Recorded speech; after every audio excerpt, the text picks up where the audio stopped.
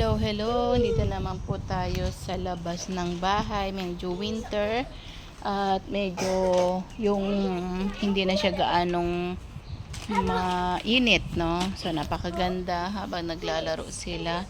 So, nawa nasa mabuti kayong kalagayan. Sa ngayon ay February 26 na. Ilang days na lang, magmamarso na, 'di ba? So, habang nandito tayo, yan, kailangan na nasa Panginoon tayo lagi, talagang go on tayo sa ating mga calling, go on tayo na ba yung pinapagawa ng ating Panginoon sa bawat isa sa atin.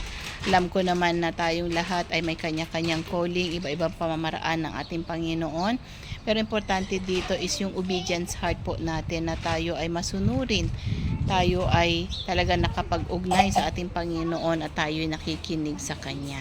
And of course, yung obedience heart na Lord, kailangan magawa ko, no, yung pinapagawa mo sa atin. Ito man maliit, malaking bagay, o sabihin na nating iba-iba, pero ang importante po is tumupad tayo sa Panginoon at yun po ang pinaka-the best. So muli po, shalom, shalom, and God bless you all. Bye for now.